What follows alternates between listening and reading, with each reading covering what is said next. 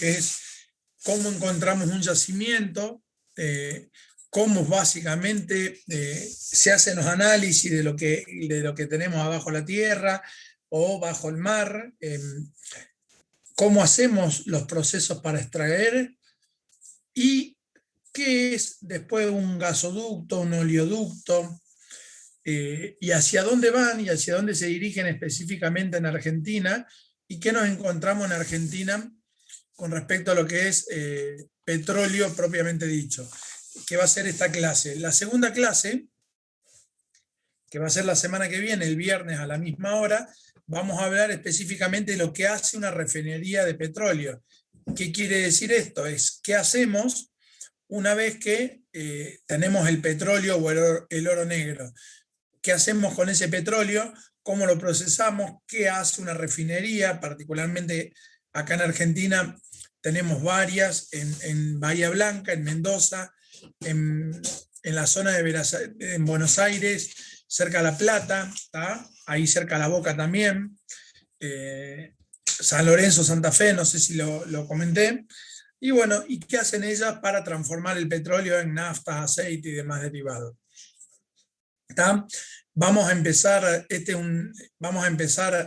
contando un poquito, lisa y llanamente, que el petróleo hoy, para nosotros los que vivimos acá en Córdoba, pareciera algo no muy importante y no una salida laboral muy importante para los ingenieros industriales, pero si uno toma la determinación de encarar algún trabajo en industria petrolera, seguramente va a tener una proyección como ingeniero bastante importante y alta,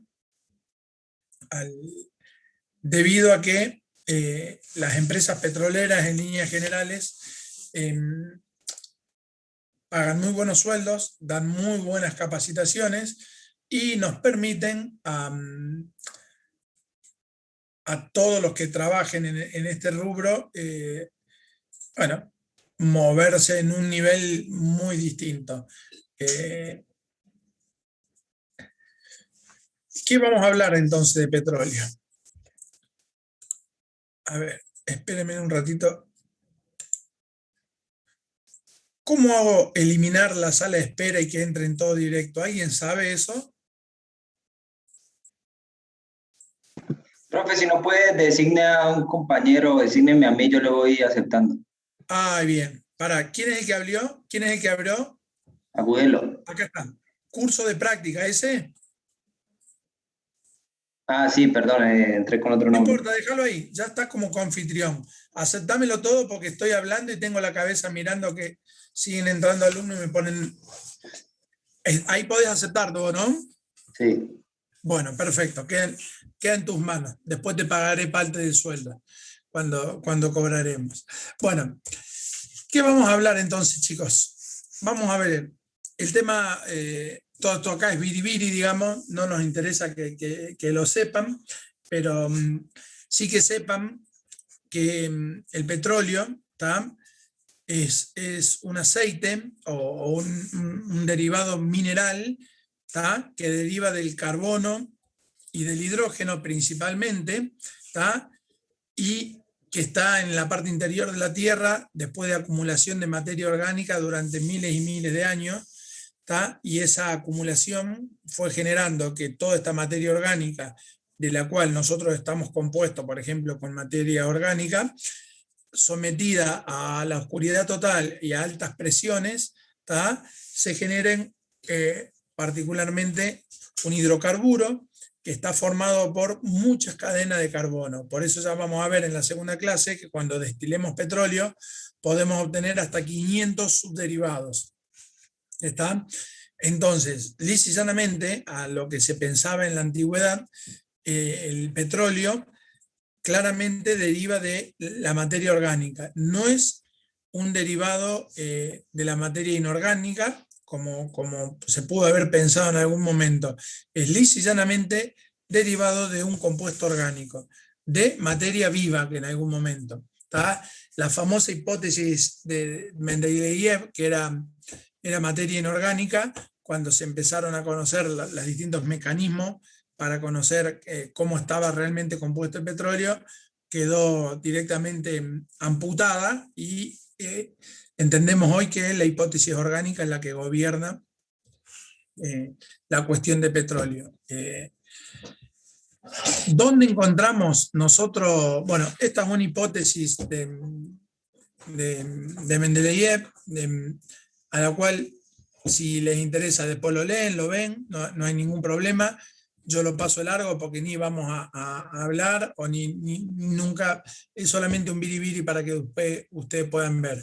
Sí, la que trabaja en esto es la hipótesis orgánica, que es la real, que es la descomposición lenta de animales, vegetales, en distintas capas terrestres a mucha profundidad, en donde, sometidos a presiones y a temperaturas, logramos transformar esta materia orgánica en petróleo.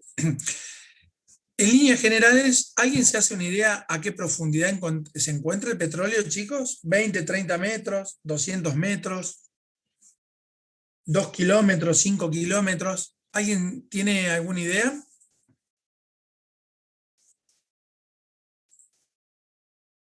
Se durmieron. A kilómetros, profe, varios. 5 kilómetros. Entre 3 y 5 kilómetros de profundidad, ¿está? O sea que no sale ni a 30 metros, ni a 20 metros, ni a 200 metros donde podemos encontrar agua. Lo encontramos entre 1000, a veces, 1000, pero la mayoría de las veces está entre 3 y 5 kilómetros de profundidad. Algo bastante. Una pregunta, sí. Ya que habla de la profundidad. ¿Qué diferencia, siempre tuve esta duda, ¿no? ¿Qué diferencia hay entre un yacimiento convencional y uno no convencional? ¿Tiene algo que ver esto de la profundidad? No. ¿De dónde sacaste esos términos convencional y no convencional vos? Porque he escuchado que en Vaca Muerta es extracción no convencional o yacimiento no convencional, y de ahí tengo la duda de qué es convencional y a qué se le llama no convencional. Bueno, ya te lo voy a explicar antes que termine la clase. De todas maneras, yo te adelanto algo. La forma convencional es cuando uno hace un pozo, ¿tá? Simplemente un pozo que va con una sola perforación hasta abajo, y una vez agotado el pozo, se terminó la historia. Ese es el convencional, el que se usó toda la vida.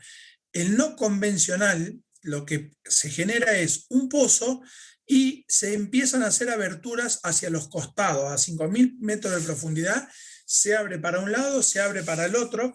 Entonces, con una sola abertura, a veces tomamos posiciones de cientos de pozos petroleros. ¿Está? Ese proceso se llama fracking, es muy utilizado en la actualidad y eso es algo no convencional. Han escuchado hablar del fracking, ¿no?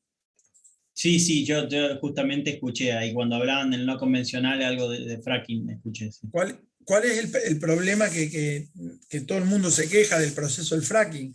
Con un solo pozo, quizás tomamos posiciones de varios pozos. Lo que pasa es que se rompe la corteza, la parte inferior de la superficie de la Tierra, y se abren capas a kilómetros hacia un lado, kilómetros hacia el otro.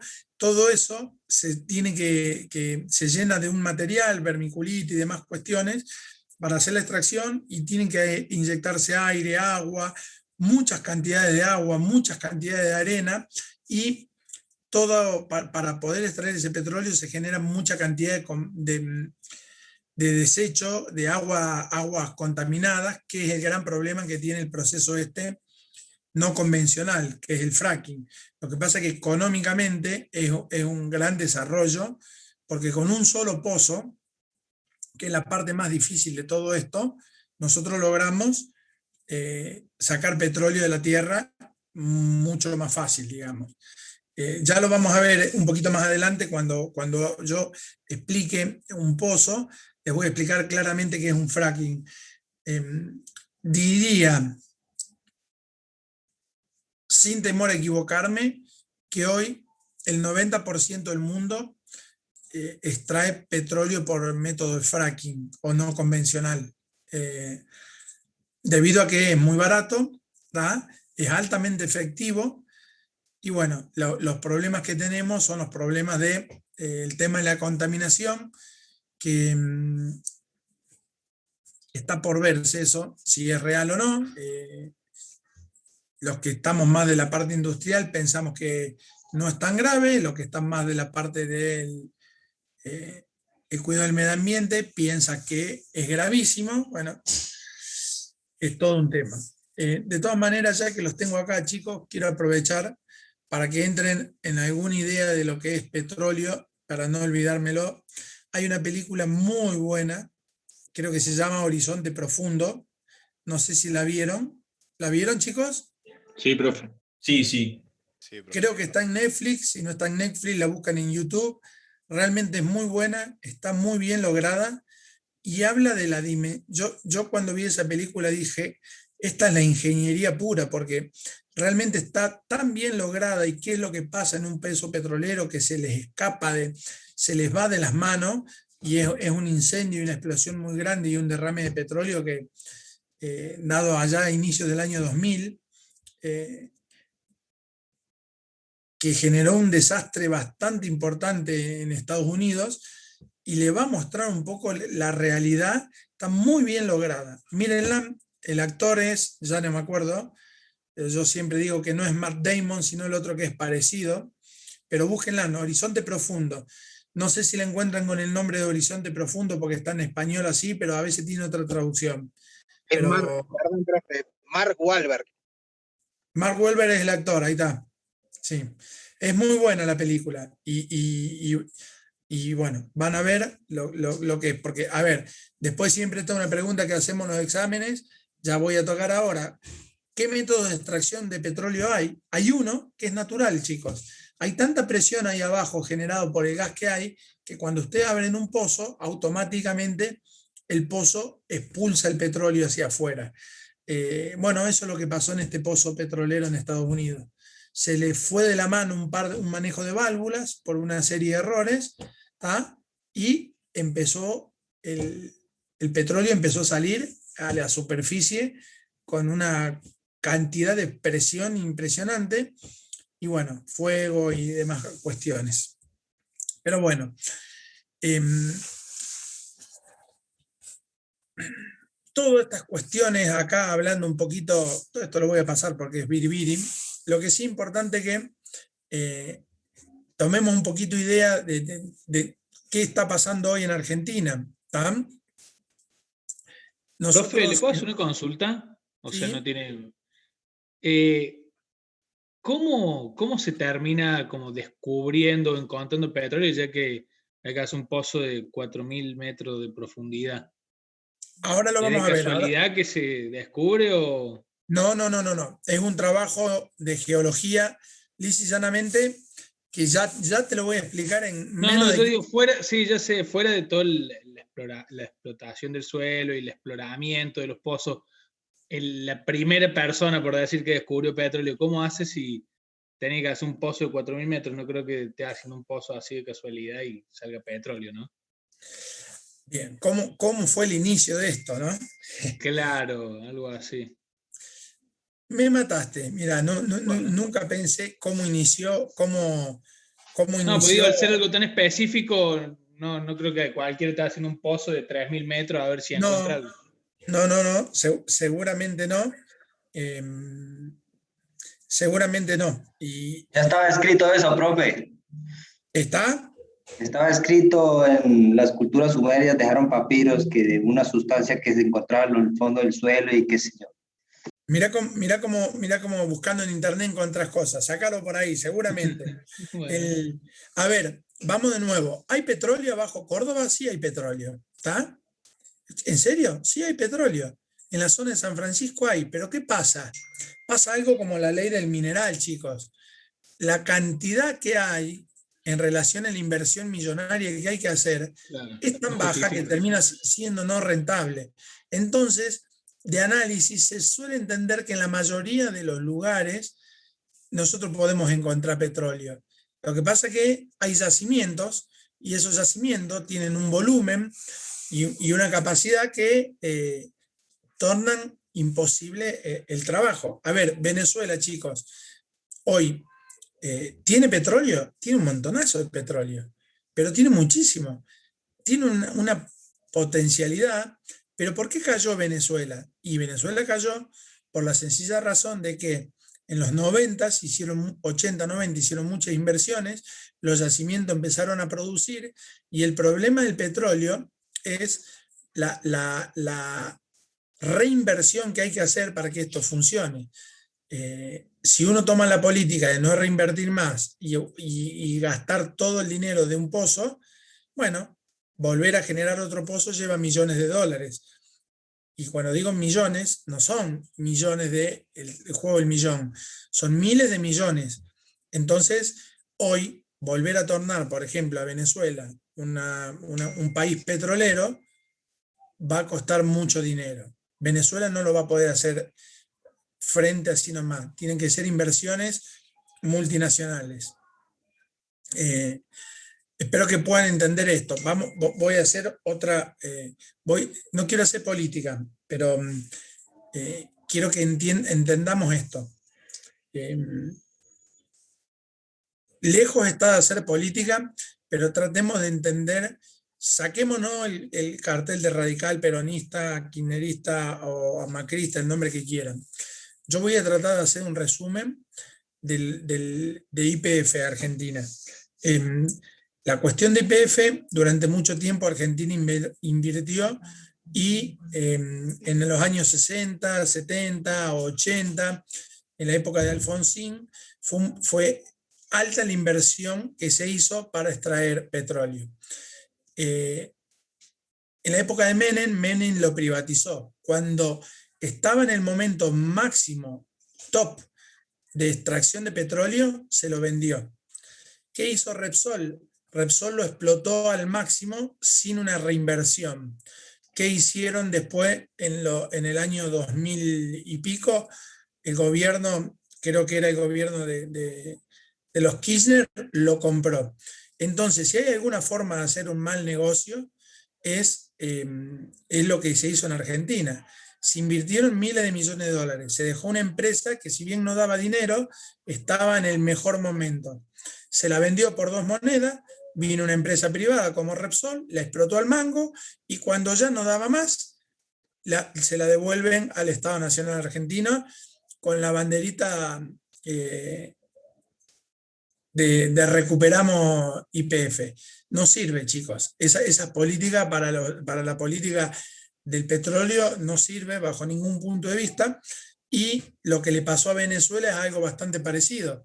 Muchos años de inversión, después llegó una época que creo que era, ni me acuerdo cómo se llama el presidente que estaba antes de Maduro, creo que era Chávez, lo utilizó para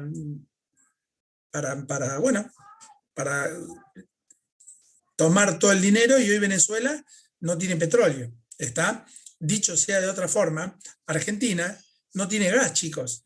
Ahora está recuperando gas, pero hasta hace una de las reservas más grandes del mundo de gas está en Argentina. Sin embargo, en Córdoba, yo en el año 2009, 2008, trabajaba en una industria donde nos cortaban el gas porque no había gas. ¿Pero por qué pasa eso? Porque tenemos la reserva, pero no tenemos todo el proceso del trabajo del yacimiento para extraer. Va todo un sistema que ya lo vamos a ver, que son oleoductos, gasoductos, que tienen que moverse a lo largo del país para el transporte de esto.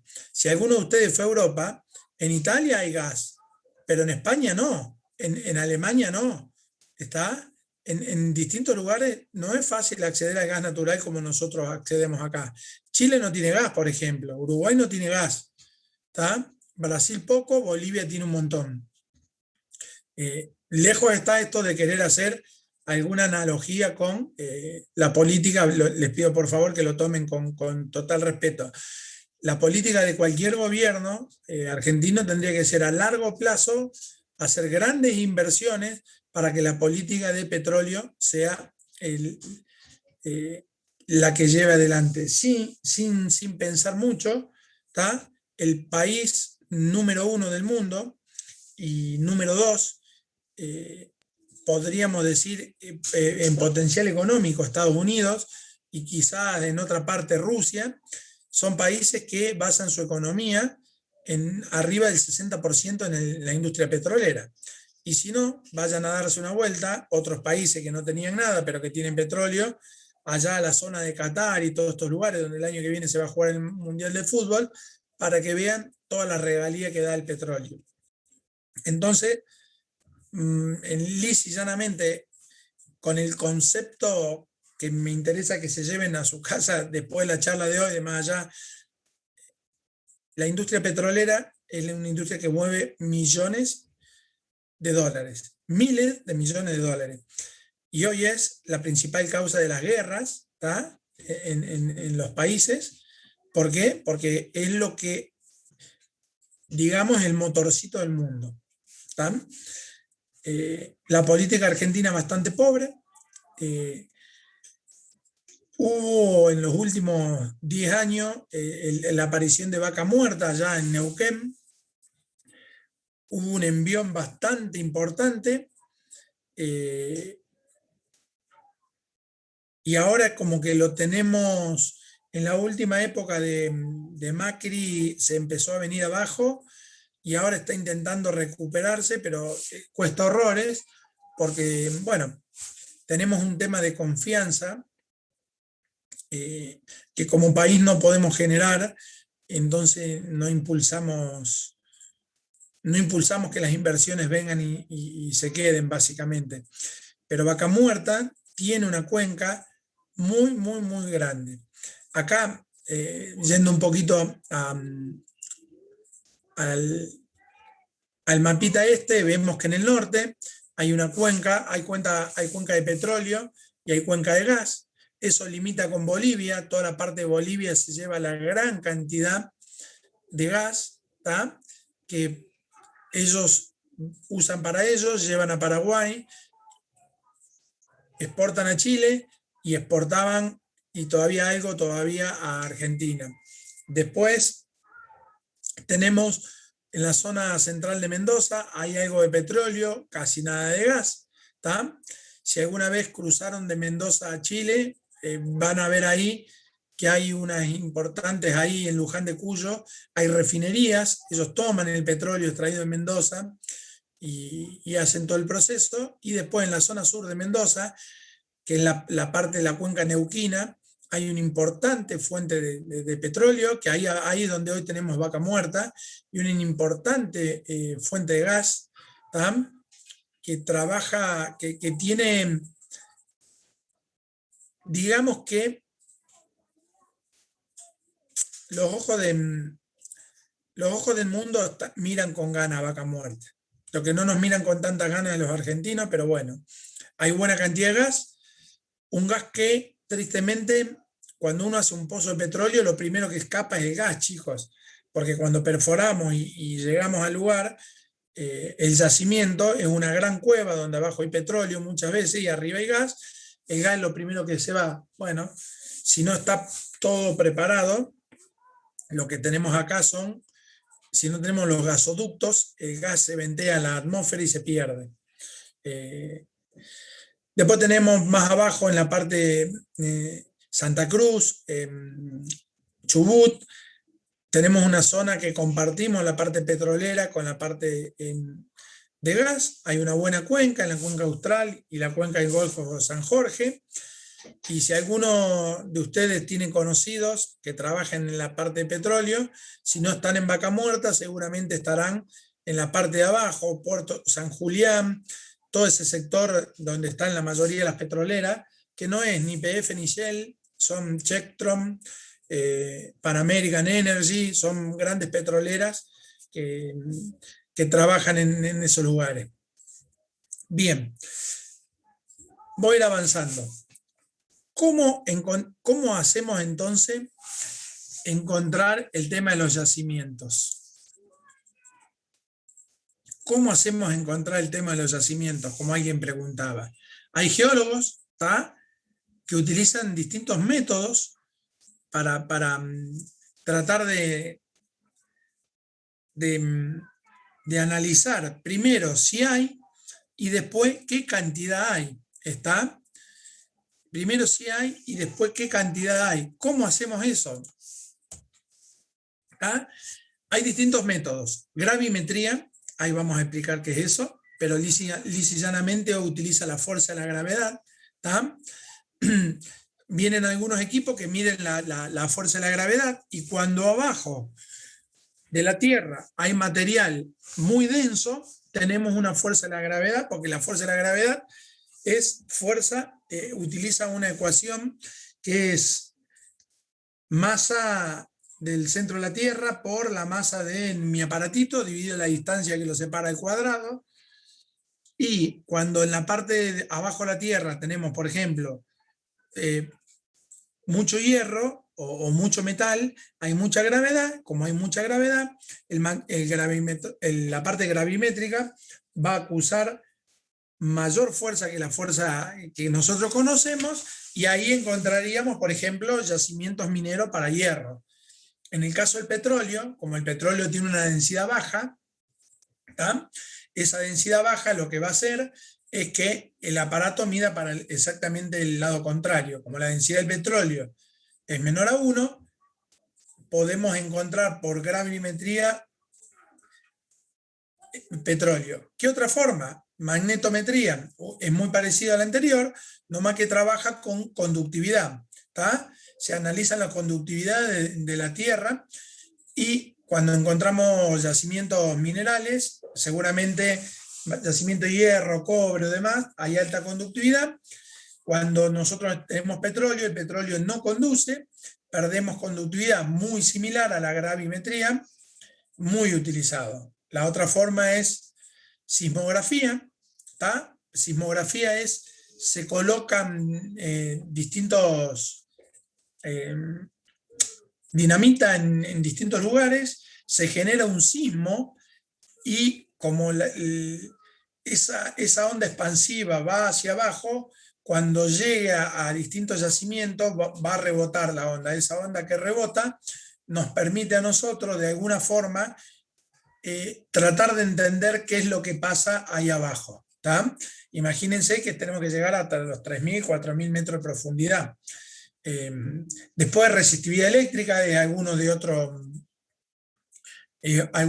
métodos muy poco utilizados, y análisis de suelo. Hay en determinados lugares que cuando el petróleo busca salir naturalmente, porque tiene mucha presión abajo, que analizando el suelo podemos encontrar trazas de hidrocarburos, y en esas pequeñas trazas, estoy hablando de partes por millón, ¿tá? Podemos entender que por ahí debajo puede haber petróleo. A eso hay que complementarlo, lógicamente, con algún análisis gravimétrico o magnetometría o sismografía.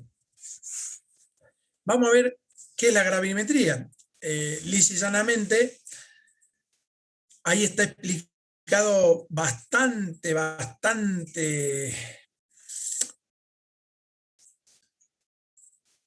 simple, porque lo que tenemos es un resorte, ¿tá? Y una masa conocida que va a ser tendida hacia abajo por la fuerza gravitacional que hay. ¿Está? Fíjense en que abajo se ven claro, sobre todo la imagen de la derecha, donde hay un sector que tenemos minerales, donde la densidad es mayor a 1, ¿tá? El aparato va a tender a ir hacia abajo. Donde hay menor a 1, el aparato va a tender a ir hacia arriba. ¿Está? No sé si se acuerdan, seguramente ustedes no, pero sus padres. Yo cuando era chico me acuerdo que agarraba una horqueta de árbol y caminaba con la horqueta de árbol, y cuando la horqueta se caía decía: acá abajo hay petróleo. Era un juego que hacíamos cuando no teníamos internet y ninguna de esas cosas. Pero bueno, de alguna forma lo que simulábamos eran a los geólogos que estaban básicamente, una forma de buscar petróleo es estar todo el día con el aparatito y haciendo distintos análisis. Hoy, eso antes se hacía con una caminata, hoy se instalan equipos en distintos lugares y se van haciendo análisis donde uno puede ver, por ejemplo, esta determinación, ¿tá? Pero en este caso lo que encontramos es agua, un acueducto, ¿tá? En toda la zona sur de Córdoba. No sé si hay gente de Jovita, General Lavalle, ¿tá? Eso es un análisis gravimétrico de lo que hay abajo de la Tierra. ¿Está? En este caso, Ojalá hubiera sido petróleo, pero es agua, es un análisis hecho a poca profundidad, ¿tá? Pero bueno, le muestra cómo se genera una carta o un mapa de lo que se encuentra ahí abajo en función de las lecturas tomadas por el equipo.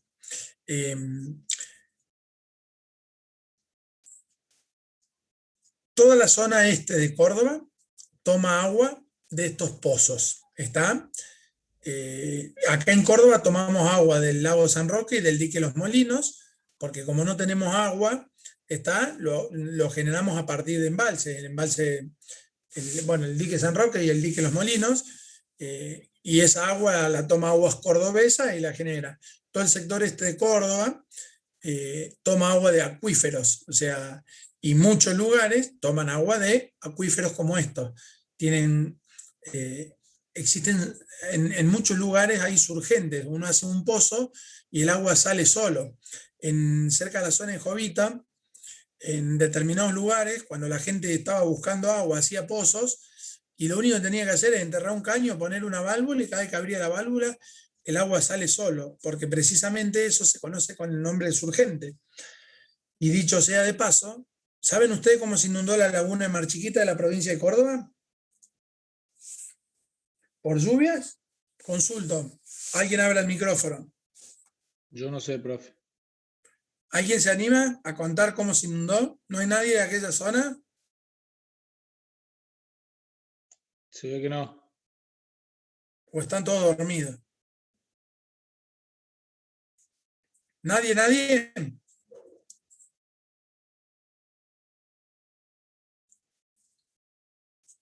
Bueno, están todos dormidos. Escuchen, se inundó porque precisamente también ahí hay surgentes. Lo único que no es agua dulce, sino es agua salada, lamentablemente, ¿tá? Y algún día se abrió la superficie de esa mar chiquita y empezó a llenarse con surgentes y se empezó a inundar todo el sector. Tal es así que la ciudad de Miramar la cubrió casi en un 80%, pero no fue inundación por lluvia, sino por presión del agua superior en las capas inferiores que en la superior, y hasta que las presiones se igualaron y se generó la famosa laguna de Mar Chiquita con el tamaño que hoy tiene. Antes era mucho más chica. Bien. Profe, Sí.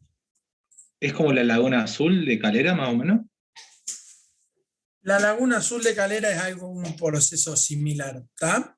Mientras se estaba buscando carbonatos de calcio, carbonatos varios en la calera, algún día se tocó el grifo que permitió que se inundara desde abajo hacia arriba, ¿tá? Lo que pasa es que la Laguna Azul es chiquitita, pero termina siendo lo mismo que la Laguna Mar Chiquita, nomás que la Laguna Mar Chiquita es inmensa. Tal es así que de una costa no ven la otra. ¿Estamos, no? Perfecto, profe. Bien. Acá hay algunas imágenes de análisis y cómo se entiende que son las superficies, la parte interna de la Tierra. Fíjense que con el paso de los años, los terremotos y demás cuestiones, las placas se van reacomodando y generan todas esas fallas. ¿Están? Acá hay otros análisis, lástima que no se ve bien, pero estos son valores tomados que nos permiten a nosotros encontrar qué es lo que tenemos abajo. En este caso, depende de la lectura, se puede entender que es agua, no solo o petróleo o distintos yacimientos. ¿Está? Pero lisa y llanamente la gravimetría utiliza la aceleración de la gravedad para poder analizar. El otro caso, como lo comenté, es magneto. ¿Tá? La magneto lo que hace es generar un campo magnético que va dando con profundidad y abajo podemos encontrarnos yacimientos o no. ¿Tá? Esto sirve bastante, a diferencia del otro caso, para cuantificar, ¿tá? Porque cuando encontramos distintas diferencias en conductividades, ya sea para minerales o no, ¿Está? Ustedes vieron con Ricardo, si no me equivoco, la parte de extracción a cielo abierto o minas o cavernas, ¿no? Cuando vieron industria extractiva. ¿O no lo vieron todavía eso? Sí, profe, lo vimos. Bien, con esto trabajamos nosotros. Son exactamente los mismos equipos, porque el análisis es realizado por un geólogo que lo que busca acá es encontrar qué es lo que pasa por debajo. ¿Está? Utilizando, a diferencia del otro caso, campos magnéticos que nos van a permitir, mediante el rebote de lo que hay allá abajo, encontrar. ¿Está? Hay distintas imágenes de cómo van tomando medidas, de cómo no es nuestra idea que ustedes sean geólogos y sepan encontrar esto, simplemente que tengan una leve noción que los métodos más usuales es la gravimetría, la magnetometría y la sismografía. ¿Está? La sismografía es mediante estos mecanismos, se hacen profundidades, se colocan explosivos, generan grandes ondas y esas ondas son tomadas por los geófonos que toman el rebote que es lo que ocurre por debajo de la Tierra. Diríamos que hoy quizás es el método más utilizado. ¿Está? Quizás un método más rudimentario sea la magneto y la gravi, pero este método es para el que encara con detalle todo lo que existe ahí abajo. ¿Está? Acá hay, bueno, otra imagen mostrando cómo encuentran los distintos análisis. ¿Está? Y acá encontramos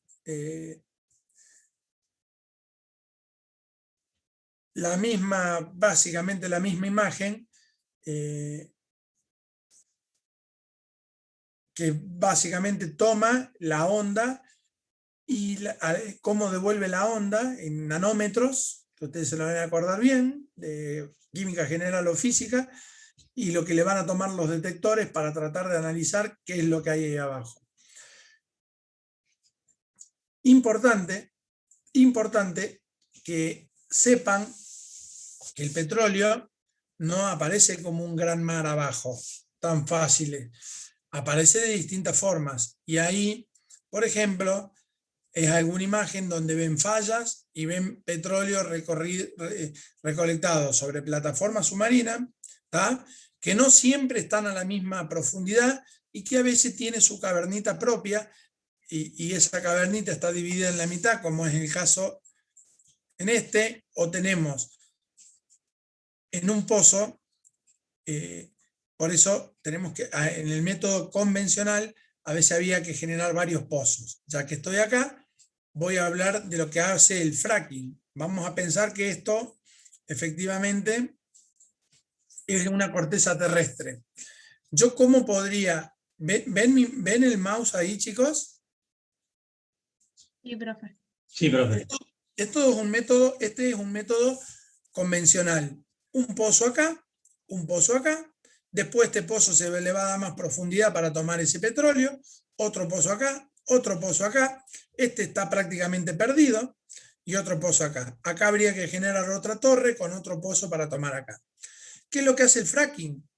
El sistema no convencional. Hacemos este pozo para llegar acá, y a esta altura abrimos en esta dirección la roca para llegar a este pozo. ¿Está? Y entonces todo esto se va a extraer por un solo pozo. ¿Está? De por acá salimos hasta acá y tomamos todo este petróleo, se va a extraer para acá. Salimos a esta altura y así. Lo que hacemos, en vez de poner, para este caso, 1, 2, 3, 4, 5, 6, 7 pozos o 6 pozos, con un solo pozo hacemos todas las extracciones. ¿Está? ¿Qué pasa? La cantidad de agua, chicos, que utilizamos Porque ¿cómo sacamos el agua? Porque al principio por acá, todo esto se hace por arrastre, porque para llegar a romper la piedra se hacen detonaciones con agua a alta presión. Entonces el agua ingresa en la piedra y cuando le metemos presión, ¡trac!, se va abriendo, se va rajando la piedra, se va rajando, después quedan mezcla de agua y petróleo y mucha contaminación. Para que ustedes se hagan una idea, chicos. ¿Cuánto vale una bombita para presurizar en dólares? Para presurizar su casa, para llevar agua desde la calle hasta arriba el tanque. ¿Qué puede valer una bomba que compran en el ICI? 10.000, 12.000 pesos. Bien, vamos a decirle $1.000. ¿Está? No, $100, profe. $100. Bueno. Yo trabajo en una empresa que estamos relacionados con el tema de bombas y hace 15 días estuve en Buenos Aires y estuve cenando con un gerente de una empresa que se llama Ruhr Pumpen, que es una empresa alemana que fabrica bombas en Alemania para todo el mundo y fabrica bombas petroleras. Y me decía, estoy contento, yo le había comprado bombas para mi empresa creo que le compré 10 bombas por $100.000 y lloraba de la alegría. Y el tipo me dice, acabo de vender una bomba, ¿tá?, de $2 millones. Una sola bomba de $2 millones. Para que ustedes se hagan una idea, una bomba, yo le digo, explícame por favor el diámetro del impulsor. Impulsores de 2 metros de alto. Ustedes saben bien que una bomba tiene dos partes, el motor por un lado y el cuerpo de la bomba, donde está el impulsor. ¿Saben cómo trabaja una bomba centrífuga, no? Me imagino que lo habrán visto. Sí, profe. Bueno, un impulsor, escúchame, voy a poner la camarita. Voy a prender la camarita.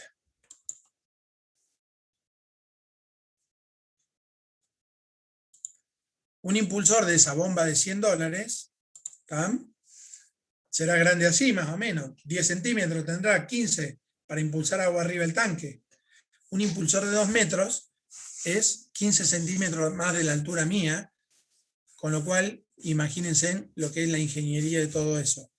Y el equipo petrolero no solo consume una bomba de esas, consumen un montón, porque mover semejantes volúmenes es realmente todo un arte de ingeniería. Podríamos decir, sin temor a equivocarnos, que cuando hablamos de petróleo, hablamos de ingeniería de verdad, por más que alguien se ofenda. Esta es la madre de todas las ingenierías, porque acá están todos los procesos unitarios, están todas las potencias que ustedes se imaginen y todos los trabajos contemplados. Y miren, cuando hablamos de poder mantener una plataforma petrolera arriba al mar, cuando tenemos tormentas con olas de 20, 25 metros de altura y que esto funcione, realmente es de no creer. Entonces, la ingeniería del mundo se mueve hoy con la ingeniería del petróleo. ¿Está? La ingeniería que hay para ir 5.000 metros de profundidad y hoy en día con el método no convencional, además ir hacia los costados 2 o 3 kilómetros para obtener por fracking, sin ver lo que pasa ahí abajo, realmente es ingeniería de verdad. Seguramente un ingeniero recién recibido que arranque cobrando 500, 600 mil pesos, los tendrá bien merecidos, porque normalmente donde hay petróleo no es en las lindas ciudades. Hay que ir a trabajar a una plataforma donde se las regalo, o hay que ir a trabajar a Neuquén, en el medio del campo, a 200 kilómetros del bar más cercano para ir a tomar una cerveza, y estar a veces 20 días por 3 o 20 días por 5. Mucha gente se la aguanta, mucha gente no. Pero bueno, esa es la realidad del tema en petróleo. Escúchenme, ¿hasta acá más o menos vamos? Sí, profe. Bueno. Cuando uno va buscando el tema de petróleo, tiene que tener en cuenta que existen trampas porque precisamente abajo puede haber distintas... Profe, una pregunta. Sí, dale. Recién que estaba explicando un poco lo del fracking, o sea, ¿por qué hay tanto problema con esto del fracking? ¿Qué cambia que sea el hueco recto para abajo que hagan huecos de costado, digamos? Bien, está bien la pregunta. Cuando vos haces un hueco para abajo, la única fuerza que vos utilizás ahí es mecánica. Es un tornillo sin fin, como si fuera la mecha que vos perforás la pared. Va, va, va, va, va, va, va, va, va. Tiene un solo sentido. Cuando vos tenés que romper hacia los costados, la mecha no hace esto. No sé si me explico. Entonces vos en determinada profundidad tenés que empezar a romper la roca hacia los costados y empezar a hacer espina de pescado. ¿Va entendiendo lo que es una espina de pescado? ¿Cómo se logra eso? Con agua. Con agua a mucha presión. ¿Está? Y rompiendo la roca con agua a mucha presión, se genera mucha cantidad de agua contaminante. Esa agua, tristemente, no vuelve a ser utilizada y hay que tirarla, chicos. No queda otra. Vuelve con toda la cantidad de roca, muchas veces con desecho de petróleo, vuelve a los ríos y a los determinados lugares. Con lo cual, vamos de nuevo. Profe, pero usted dijo recién Profe, que sí, contamina mucho. esa agua con la que rompes la roca, después la sacan, como con una bomba o algo. Sí, esa agua, mucha queda abajo y mucho se saca. Normalmente se saca porque cuando llega hasta el petróleo, con la presión que tiene ese petróleo, lo expulsa todo. Y es en esa expulsión, la mayoría del agua se va con los niveles de contaminación. Perdone, ¿no?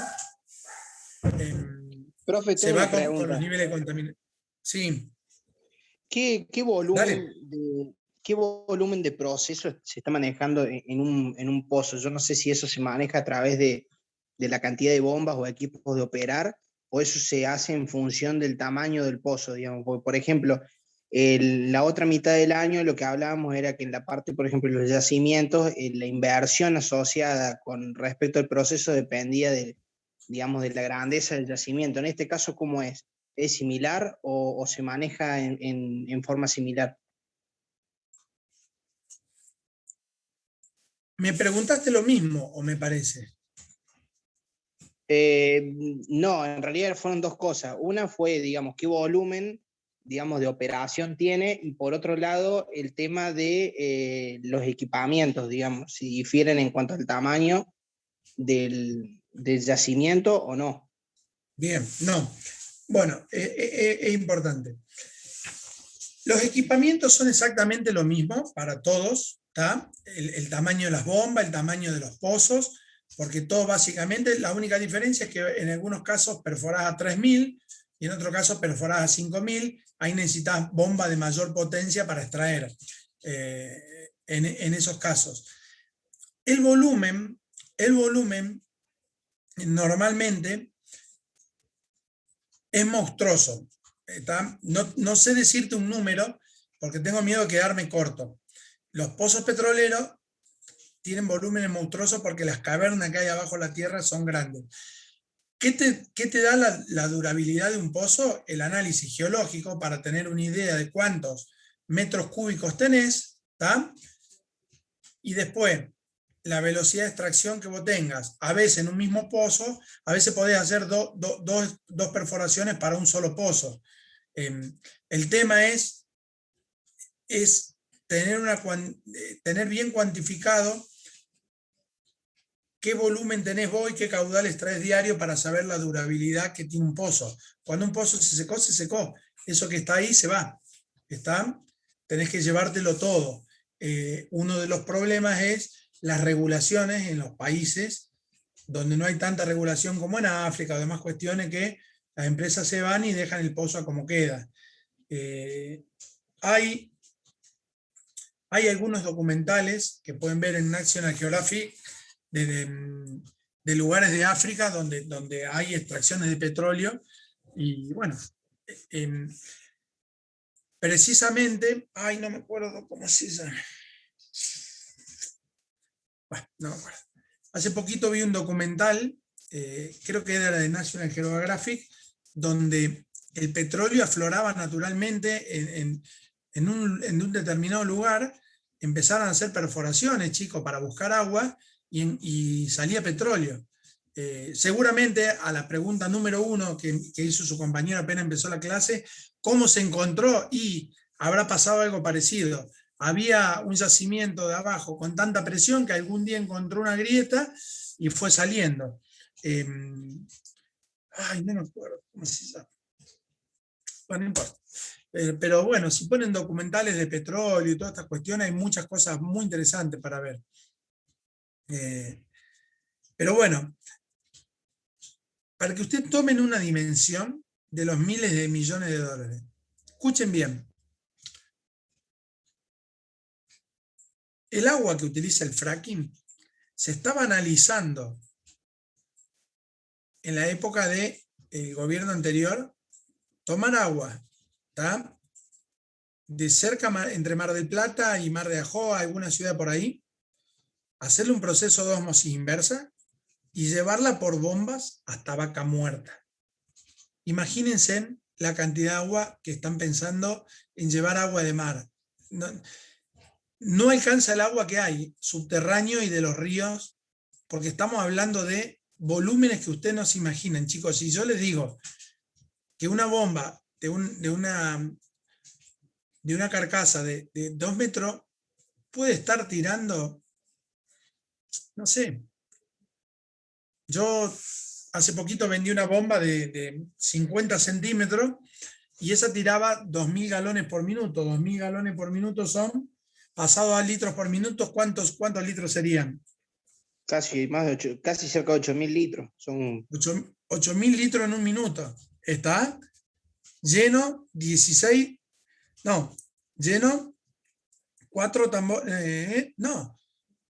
20 tambores de 200 litros en un minuto. Imagínense una bomba de 2 metros de diámetro. Todo lo que se imaginen de ingeniería en el petróleo, igual que en la minería, lógicamente, ¿no? Supera todo. Todo lo que se analiza ahí funciona y después llevado al resto de las industrias en otras formas. Por eso, cuando algo falla en una plataforma petrolera o en un pozo, los desastres son gigantes. ¿Está?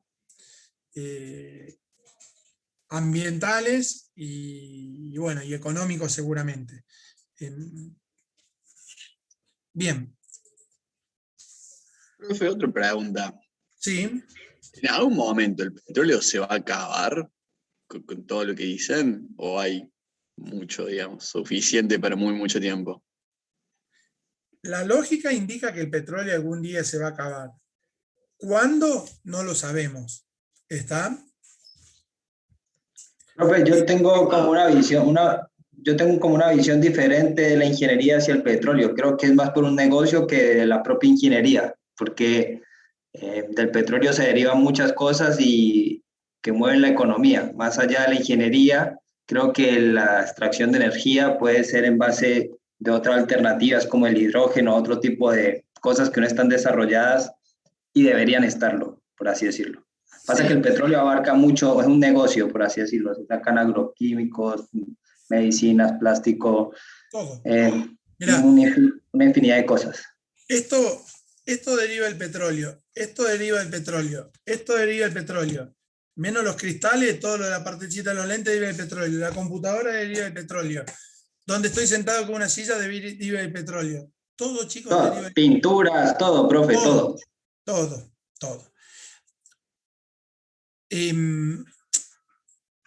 Creo que las energías alternativas han venido a cambiar un poco el mundo en los últimos tiempos. Bienvenido, porque son energías más limpias y bueno, funcionan. Yo pensar en andar en un monopatín eléctrico me daba gracia antes y decía no funcionan. Y hoy tengo varios amigos, pendeviejo, cuando te empezás a divorciar, que utilizan los monopatines y andan dando vueltas por acá, por Córdoba, por Buenos Aires, y digo, mira vos, estos chicos, y andan, y realmente funcionan, y tengo varios amigos que tienen bici eléctrica también, y andan, y funcionan. La realidad es que son vicios que salen caros, yo digo, pero el mercado va para esos lados. Los autos eléctricos es una realidad. Acá en Argentina hay poco, quienes tienen la suerte, y hemos tenido la suerte de viajar en muchos lugares de Europa, Estados Unidos. Los otros días yo volví de Estados Unidos hace poquito y hay estacionamientos donde uno, en los shopping, donde uno tiene y enchufa el auto, digamos, que está bien, hay 2 o 4 estacionamientos cada 1000 vehículos, pero bueno, así empezamos, antes no había nada. Y va por ese lado. Yo creo que va a cambiar. Trabajar en reciclado, trabajar en energía alternativa es una buena salida laboral y quizás sea una buena fuente a futuro. Hay gente que ha hecho mucho dinero con el tema de reciclado. Yo lo comenté en la primera etapa con gente que conozco que trabajó con el reciclado de plásticos. Y bueno, y con energía alternativa también. El tema del hidrógeno es un lindo tema porque es una fuente inagotable en el mundo, porque está en el agua, de energía.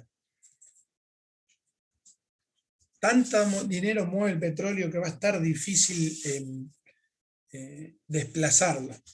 Y yo creo que seguramente algún día se va a acabar, pero no lo vamos a ver ni nosotros, ni nuestros hijos, ni nuestros nietos, y seguramente ni nuestros bisnietos, y algunos más. Porque cuando llegue el momento en donde se dejen de encontrar yacimientos, y va a ser cuando las industrias del petróleo, todas estas Pan American y todas las que fueran, van a empezar a investigar en otras energías. Cuando veamos fuertes inversiones en distintas energías alternativas, vamos a encontrar el final del petróleo. Creo que no, falta mucho. En realidad, profe, sería el fin del petróleo solamente si se hace un cambio de conciencia. Por ejemplo, consumir alimentos orgánicos que no tengan agroquímicos, no consumir medicinas ortodoxas, sino plantas y cosas así. Y ahí ya va disminuyendo la utilidad del petróleo. Es un cambio de conciencia. Exacto. Hay algunos análisis, bueno, hay distintos, por ejemplo, hay una realidad que nosotros podemos, por ejemplo, generar plásticos a partir de maíz, de soja, podemos generar combustible a partir de maíz, de la soja, de la remolacha azucarera, de la caña de azúcar. La realidad es que ¿es eso factible? Sí, es eso factible. La pureza de los productos obtenidos no es tal como la del petróleo, pero podríamos decir que no tenemos grandes rendimientos, pero los costos son muy altos, más altos que lo que es extraer el petróleo. Y podría llegar a ser un gran problema en la humanidad intentar reemplazar los combustibles por combustibles derivados de maíz, soja o demás, porque podrían pegar un shock muy grande en el precio de los alimentos a nivel mundial. ¿Está? Es un análisis que se empezó a hacer en los últimos, a partir del 2007-2008, cuando el mercado empezó a intentar girar hacia ese lugar y se frenó rápidamente porque les voy a contar algo que pasó históricamente. Hasta el año 99-98, el mundo siempre produjo más alimentos de lo que consumía, en granos y demás cuestiones. Con el tema del intento de meter parte alimenticia para generar combustibles como biodiesel y demás cuestiones, hizo que en un par de años el consumo fue mayor que lo que generaba. Eso generó una gran ventaja para nuestro país, que la soja se fue de $200 a $650 en el año 2005-2006, con que fue el boom de la era posterior a Duhalde, que la tomó Néstor Kirchner. ¿Por qué? Porque se encontró con una millonada de dólares debido a que la soja triplicó su valor. ¿Pero por qué triplicó su valor? Y eso es muy simple. Es una ley de oferta y demanda, que lo vieron ustedes en secundario, y que si tuvieran en economía se lo repitieron, y si van a hacer un MBA se lo van a volver a repetir, y eso es así de simple. Si hay menos de lo que el mercado consume, esto aumenta. Bueno, se volvió a acomodar un poquito, la soja volvió a los valores normales, y este año estamos otra vez en un momento en donde el mundo está consumiendo más de lo que puede generar. Entonces otra vez tenemos valores históricos de la soja. Van entendiendo más o menos por dónde se maneja esto. Bueno, una parte delicada y una delicada línea de análisis. Bien, bueno, acá básicamente hay alguna imagen de algún depósito. Está en este caso, hay un domo de sal en el medio que nos impediría, por ejemplo, tener contacto con el otro lugar.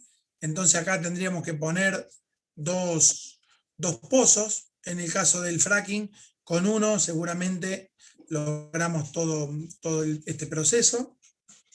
¿Está? Ahí ven claramente que hay una zona donde está el gas natural, ¿está? Y hay una zona donde está el petróleo propiamente dicho.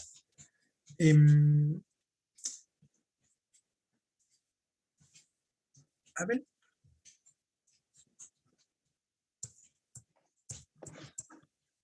Yo alguna vez comenté, voy a abrir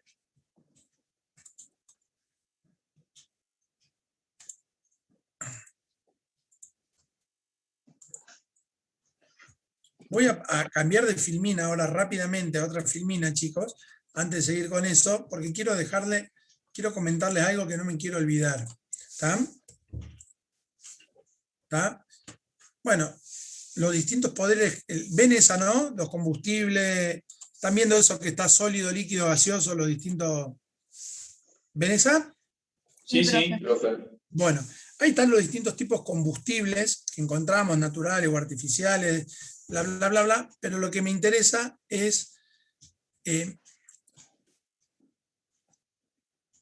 llegar a esta parte. ¿Está? Porque esta pregunta yo no la hago nunca, pero si aquellos que vayan a final se van a encontrar con la mala suerte que les pregunten ¿quién define la calidad de un petróleo? Porque no todos los petróleos que están abajo de la tierra son iguales. ¿Está? Hay un instituto, ¿está? Que API, American Institute de Petróleo, Instituto Americano del Petróleo, ¿está? Que es el que define la calidad de los petróleos a nivel mundial. ¿Está? Y esta pregunta les encanta tomarla al ingeniero Bonaiuti.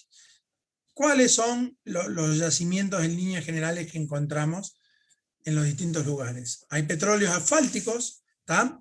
Que le solemos decir petróleo de mala calidad, petróleos muy abundantes en material pesado, aceites, asfaltos, ¿tá? Fuel oil. Son petróleos que una vez extraído lo pudo refinar poco, y al poder refinar poco, seguramente no puedo obtener productos de alto valor agregado. ¿Tá? Cuidado con los petróleos asfálticos. Argentina tenemos en algún lugar petróleo asfáltico en el norte, la parte norte de Mendoza también con San Juan. Y después está el otro tipo de petróleo, el petróleo parafínico, que es el petróleo en donde la densidad, ¿tá? Es bien livianita y tiene mucho componente volátil, o sea, mucha cantidad de naftas, por así decirlo, adentro del petróleo. Entonces, en líneas generales, ¿qué habría que responder? ¿Quién mide la calidad del petróleo? Su densidad, que está relacionada con el grado API. A un grado API cercano a 1, mientras más grande el grado API, o más se acerca a 1, indica que es más denso, mientras más se aleja, encontramos mejores. Y también hay yacimientos mixtos, claro que hay yacimientos mixtos. Muchas veces en el mismo yacimiento tenemos una mezcla de ambos petróleos. No podemos decir por qué son así, pero la realidad es que eso pasa. ¿Tá? Algunas ideas ahí de la parte de yacimiento. Fíjense en cómo, mira, cómo se transporta el petróleo, me voy a adelantar, cómo transportamos el petróleo a las refinerías. Desde acá, desde la zona de Vaca Muerta, transportamos, pasamos por Bahía Blanca, seguimos y vamos a la parte de Ensenada, Berisso, La Plata. ¿Tá? todo esto va por bombas y cañería subterránea. De otra forma, de Mendoza, venimos por acá. ¿Hacia dónde van todos los caminos? En el mundo van a Roma, en Argentina, ¿hacia dónde van? Buenos Aires. Bien, ¿está? Después, si tienen alguna duda, es porque somos un país unitario. Va todo para hacia allá, ¿está? Y gran parte del petróleo de Santa Cruz, ¿está? Se lleva por barco y hasta la zona al polo petroquímico de Bahía Blanca, donde normalmente de este sector lo volvemos a enviar hacia Buenos Aires. ¿Está? Si alguna vez van a Buenos Aires por avión, y el avión en vez de pasar arriba de la cancha de River, pasa arriba de la cancha de Boca y están del lado derecho, miren para aquel lado, que van a encontrar todas las zonas. No hace falta que hagan eso, busquen en Google Maps hoy y van a encontrar toda la zona de Ensenada, de La Plata, Berisso, minada de Shell, Chevron, Pan American, YPF, Repsol, todas las que quieran dando vuelta por ahí. ¿Está? A este mapa le faltan algunas cositas, pero lisillanamente esto tendría, si uno vería el mapa de Estados Unidos, vería que hay carreteras por todos lados, donde hay oleoductos constantemente. También existen gasoductos. ¿Está? Quiero que se queden con la imagen del tema de lo que es un grado API, chicos. Por favor. Profe, hay una pregunta. Sí. No se sabe qué tipo de petróleo es hasta que no lo sacan, ¿o sí? No se sabe, no. Vos podés estimar, podés estimar qué podría llegar a tener ahí, pero no hay forma. ¿Y hasta que no los precios son más o menos los mismos? ¿Cómo? Los precios de esos petróleos. No. Escúchame, el petróleo asfáltico no vale nada. ¿Está? Es mucho o sea más, que podés hacer una inversión y clavarte, digamos. Podés hacer una inversión teniendo mucho menos rentabilidad de la esperada. Eso sí. No creo que te claves. No creo. Cuando se hacen estos tipos de análisis, siempre se le ponen factores de seguridad muy importantes por el caso de encontrar petróleos asfálticos. ¿tá? Entonces, antes de invertir, tienen que asegurarse que el volumen que hay ahí abajo es tan grande que, en el peor de los casos, ganes dinero. ¿Está? Hay grandes sumas. Las aseguradoras, en estos casos, hablan de miles de millones de dólares por inversiones, digamos, ¿no? Pero bueno, acá está un poquito una comparación de los métodos, pero esto ya lo hablamos. Ahí hay una buena imagen de lo que es un pozo petrolero. Fue cuando han llegado a encontrar el petróleo, cómo sale en forma natural. No sé si lo ven ahí. ¿Se ve bien? Estoy compartiendo, ¿no? La imagen, método de perforación. Sí, se ve, profe. Eso es lo que pasó un poco en la película Horizonte Profundo. ¿tá? Se le escapó, nomás que en vez de cerrar una válvula, se reventó la válvula. Pero miren la presión de algo que está a 5.000 metros de profundidad para levantarse. 5.000 metros son 500 kilos de presión, chicos. ¿Tá? ¿A cuánto inflan la goma de su auto? ¿Tiene alguna idea cuántos kilos?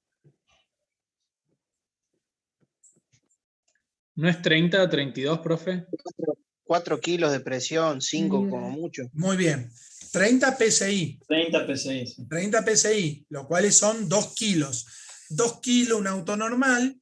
El que dijo 30 o 40 o 40 o 50 debe ser que tiene una linda camioneta y la usa para fletes o lleva plomo, porque cuando vos tenés un vehículo más pesado, por ejemplo un camión, ahí sí los inflás a mayor presión, pero normalmente se inflan a 2 kilos, 2 kilos, 3 kilos. La bici, para andar en la montaña, 4 kilos. Escúchenme, estamos hablando de que hay 500 kilos de presión allá abajo. Lo que hay que trabajar con el tema de válvulas especiales, bombas para extraer eso, es un tema bastante delicado. Y las cuestiones de seguridad ni le cuento. ¿Está? Muy interesante Horizonte Profundo, chicos. Quienes tuvimos la posibilidad de conocer pozos petroleros, a mí me tocó en el año 2001, yo viajé con ABEIT y en aquel momento fui tuve la suerte de ir a Repsol YPF en Puerto Llano, que es de Madrid, 200 kilómetros abajo, y pudimos ver petróleo, extracción de petróleo y refinado. Y después tuve la suerte de ir en Holanda, en un lugar que se llama Terneuzen, y nos llevaron a una plataforma sobre el nivel del mar. Y yo me acuerdo que cuando yo vi eso, me choqueó de una forma que no podía entender toda la ingeniería metida en ese lugar. Me gustaría volver a ir ahora con 45 años y con toda la experiencia que tengo arriba, porque en su momento cuando fui no conocía mucho de ingeniería y veía una brida y no sabía que era una brida, una welding neck o una slip-on. Me gustaría ir hoy con la experiencia seguramente, pero miren la película, ¿tá? Que realmente van a tomar una linda dimensión. Bien, ¿cómo hacemos una perforación, chicos? Y lisa y llanamente es una perforadora, cuando la misma perforadora que perfora en la pared, que tiene una punta que nosotros le llamamos mecha de vidia. ¿No le dicen mecha de vidia acá a ustedes o no? Sí, sí, sí. ¿Qué es la vidia? La vidia es un diamante, un tratamiento superficial de micrones que se le hace a un metal, que le da una dureza tal que, sometido a una fuerza centrífuga, lo que va a hacer es va a permitir romper un elemento de menor dureza que su dureza. La vidia, junto con el diamante, son los elementos más duros que hay en la naturaleza. Entonces, lo metes en un percutor, en este caso le llamamos trépanos, y eso en la medida que va trabajando, va perforando. Y perfora y saca, y perfora y saca. Hay distintos tipos de trépanos. Estos se usan para perforación así, pero si ustedes van a Suiza y quieren cruzar Italia, hay trépanos que trabajan de esta forma. Si ustedes vieron la película Los Increíbles, cuando termina Los Increíbles 1, el tipo lo que sale, el topito ese lo que sale con una trepanadora, no más que es trepanadora para hacer túneles.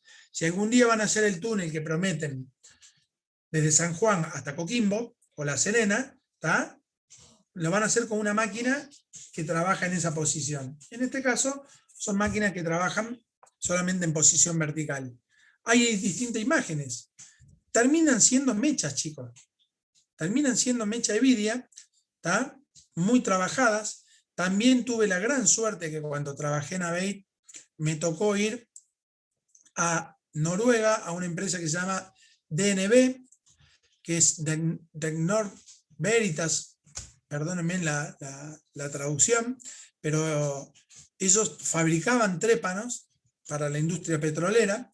Noruega es un país que con 4 millones de habitantes tiene una fuerte influencia del petróleo, tiene mucha cantidad de plataformas, la mayoría del petróleo noruego, diría más del 90% lo extraen del mar. Y bueno, tienen mucha experiencia con esto.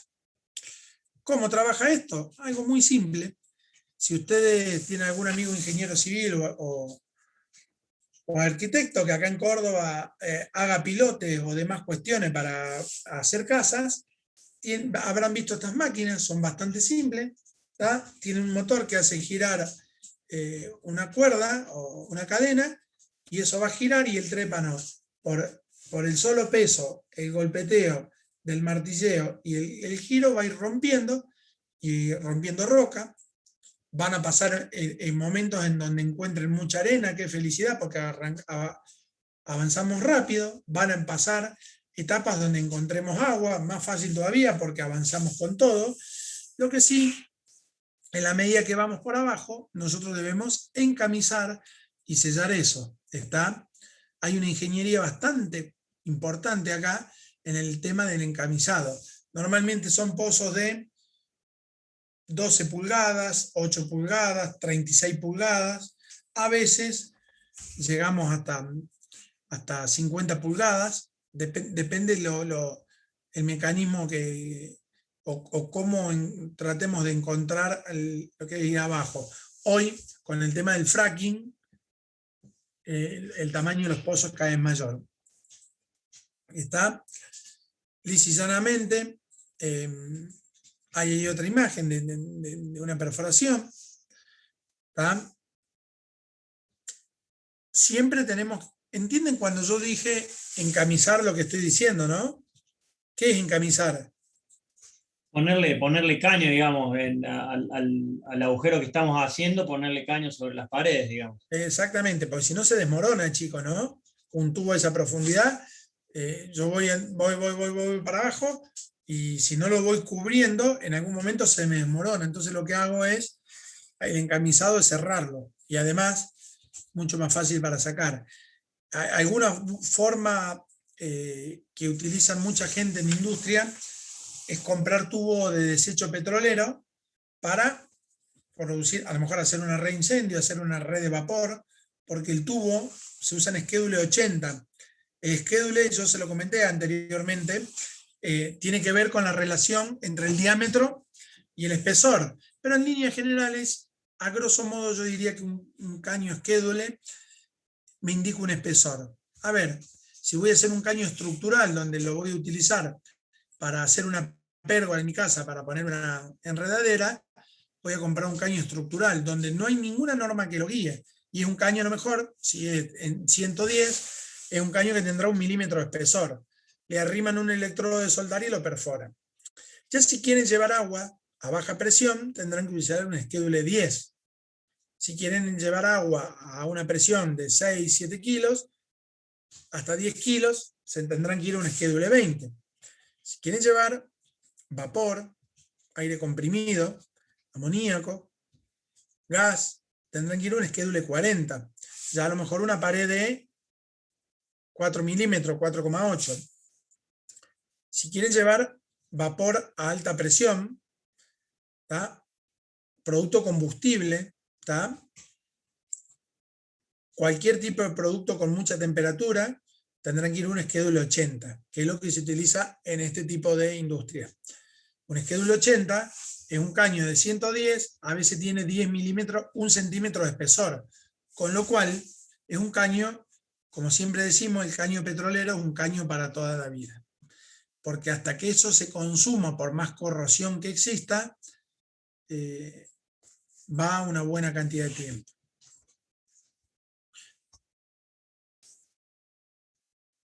Muchas veces cuando el trépano está trabajando, se le inyectan cantidades de bentonita. Bentonita es como un cemento que cuando trabaja con la humedad va sellando, tiene un secado rápido y va sellando las paredes para evitar derrumbe y demás cuestiones.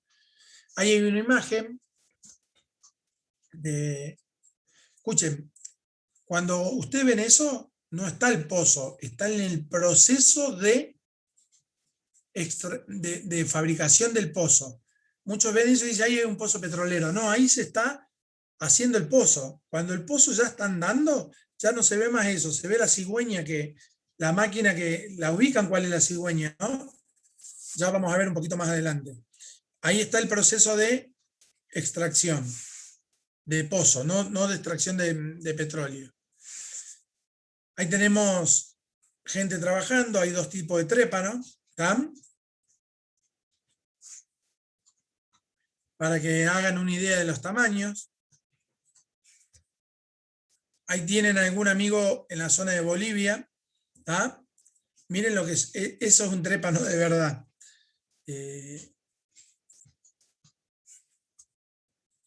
Ahí hay alguna imagen de una torre de perforación, ¿tá? Cómo trabaja, la inyección de barros que hay que ir haciendo, ¿está? Y toda la ingeniería que va alrededor de esto para llegar a 5.000 metros de profundidad, 3.000, 2.000, lo que fuera necesario para encontrar un pozo, ¿está?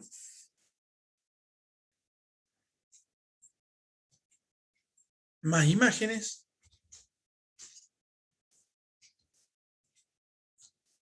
¿Está?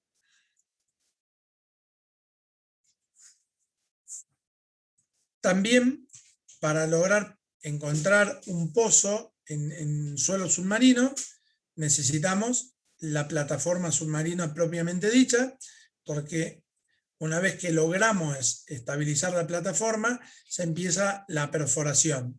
Una vez que se logra la perforación, se empieza la extracción. Es igual que de la otra forma, simplemente que se hace sobre mar, con toda la ingeniería que ustedes se imaginen. Imagínense, chicos. Sí. Cuando es sobre el mar, la inversión es mucho más grande, o es más o menos lo mismo.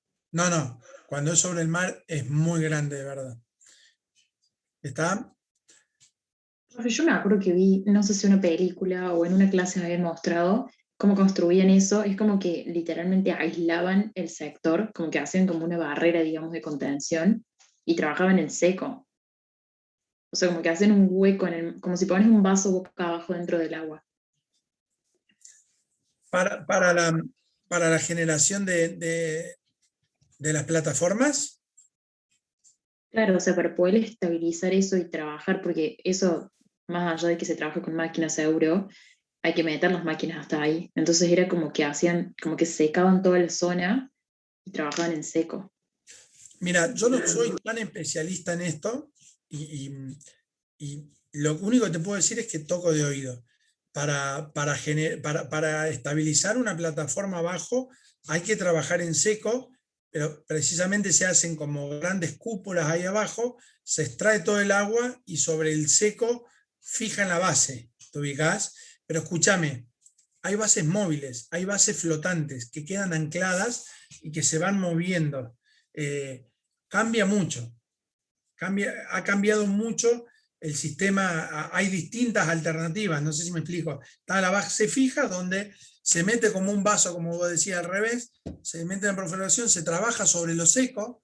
Una vez que se trabajó sobre lo seco y queda la base anclada, también existen bases que funcionan como anclas, que van moviéndose con el mar, ¿tá? Lógicamente ahí nomás, pero hay mucho atrás de eso.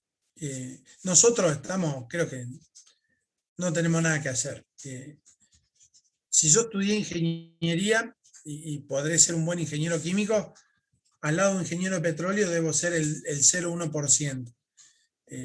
Porque realmente todo el conocimiento para esto es abismal. Es de no creer. Ojalá que algún día puedan visitar alguna plataforma, porque realmente no toman dimensión hasta que están ahí. De todas maneras, cerca de Río de Janeiro, los brasileros tienen varias plataformas que se las ven desde... Y en algunas excursiones pasan bastante cerca. Cerca a Cabo Frío, una zona un poquito más arriba de Río de Janeiro. Bien.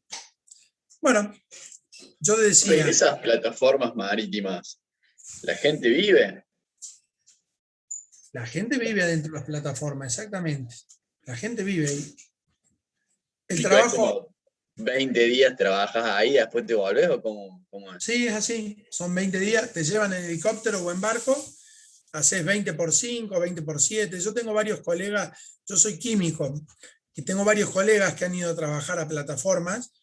Y bueno, tengo una colega que hoy da clase en ingeniería química, que fue a trabajar, al mes se volvió y le dijo, no, déjame en Córdoba con el Fernet, con el calor, con la coca, pero allá no. Así me paguen lo que me pagan. Yo me acuerdo que cuando ella se fue, a mí se me caían las babas porque ella ganaba en un mes lo que yo ganaba en 6. Yo digo, no hay punto de comparación. Pero bueno, y también tengo otro amigo que viene todos los años a Córdoba y se compra un departamento por año y me dice, yo a los 55 años me voy a jubilar y voy a tener 20 departamentos y voy a vivir de las rentas. Bueno, es su pensamiento. Yo no me lo banco eso. Pero bueno, hay gente que se lo banca. De todas maneras, yo creo, por ejemplo, yo soy un Spanglish.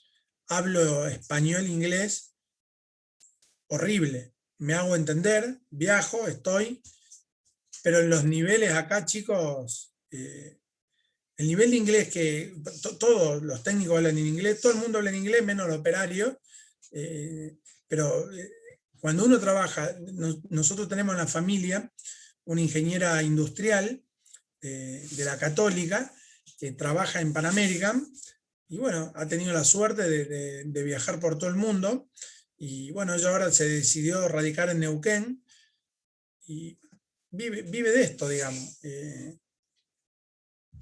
Vive bastante bien y bueno, le gusta el pozo petrolero, qué sé yo. Yo no sé, pero creo que depende de cada uno. Lo que sí es una fuente laboral inmensa. Nosotros ahora en la discusión, voy a poner un tema sobre tapete, un familiar muy cercano es médico, voy a hablar de números, y gana 300.000 pesos por mes.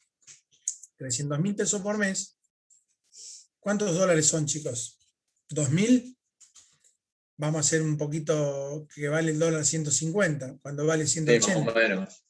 ¿Ah? El sueldo de un petrolero, y paren, y hace un año ganaba 300.000 y eran 3.000 dólares. ¿Tá? Yo yo tengo una empresa que trabajamos todo en dólares porque importo y vendo y fabrico y nos movemos en dólares. Y más allá de que yo no tengo ningún color político, ni Macri, ni Alberto, ni Cristina, ni el que venga después, me van a convencer. Yo todo lo que logré, lo logré por mis propios medios y me río porque yo miro el mundo en dólares, porque el mundo se mueve en dólares, nos gusta o no nos guste. Y yo pienso en el médico que hace un año ganaba 300.000. 300.000 hace un año eran 3.000 dólares, ahora gana 2.000 dólares. Nadie pierde ese poder adquisitivo en un año en ningún lugar del mundo. Nuestra prima, que trabaja en petróleo, gana entre 5.000 y 7.000 dólares, depende cómo, porque está atada a la producción. Entonces gana dólares. Y pase lo que pasa, gana dólares, porque está bajo... ¿Pagan en dólares, profe, directamente?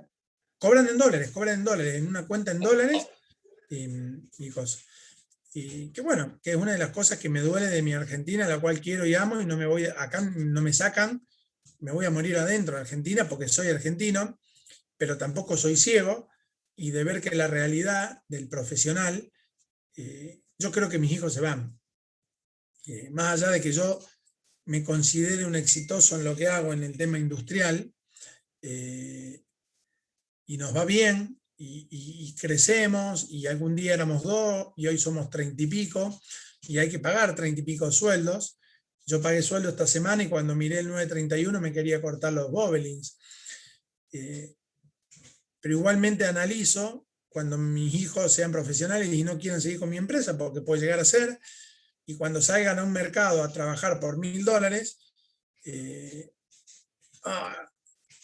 habrá que analizar qué tanto pega estar cerca de la familia y qué tanto pega seguir el envión de buscar una profesión y todo lo que vaya atrás, ¿no? Bueno, eso quedará en juzgar en cada uno.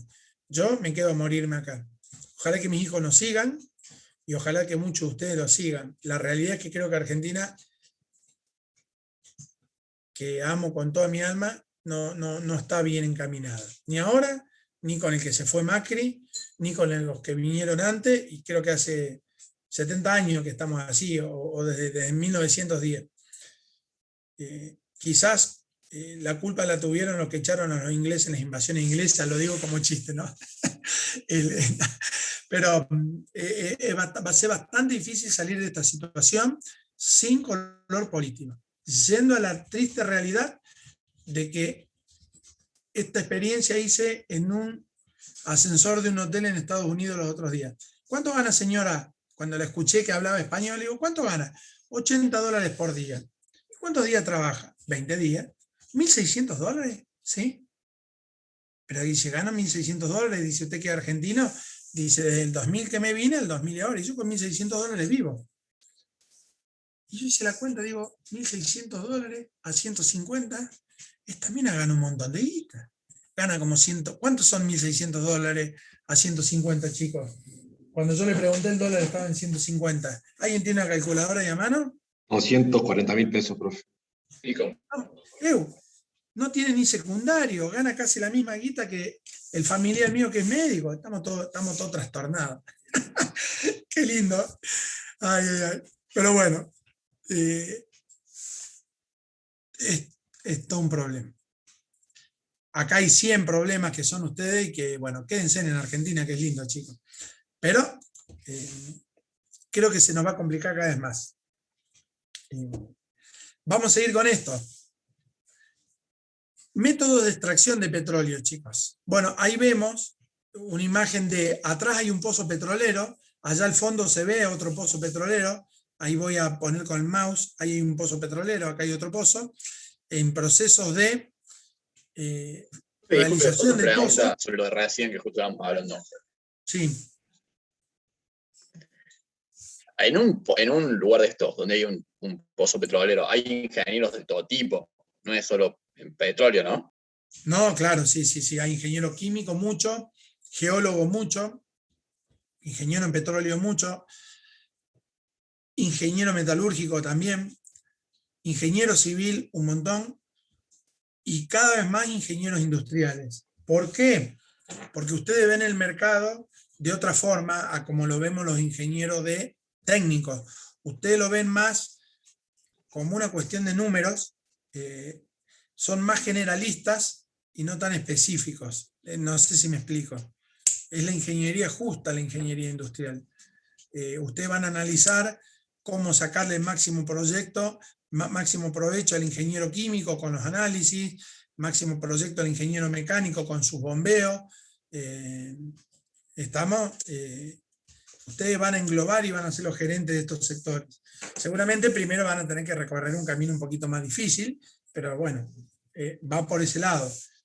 Liso y llanamente, a ver, ¿qué hacemos todos los ingenieros que no somos generalistas como el industrial?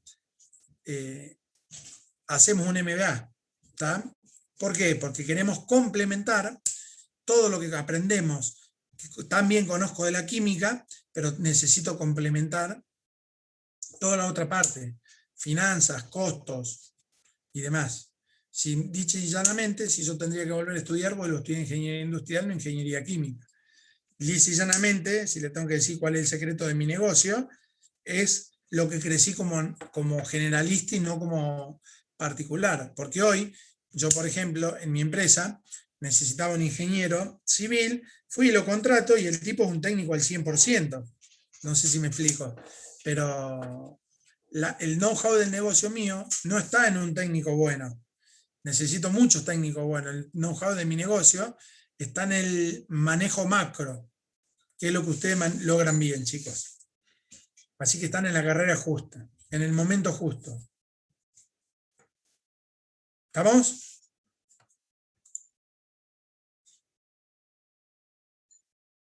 ¿Me escuchan ahí? Sí, profe. Sí, profe, perfecto. Sí, profe. ¿Y en el país? ¿Justo o no? Lo dejemos ahí. Escuchen, acá hay una imagen de... Acá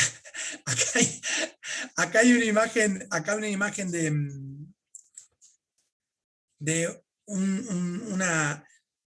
una ciudad petrolera, por así decirlo, donde tenemos pozos en proceso de perforación, ahí hay una torre, allá hay otra torre, está, y un pozo que está siendo explotado al mango. Esto es lo que yo le digo cigüeña. Estos son los sistemas de bombeo cuando la extracción no se da en forma natural y hay que ayudarla mediante un bombeo.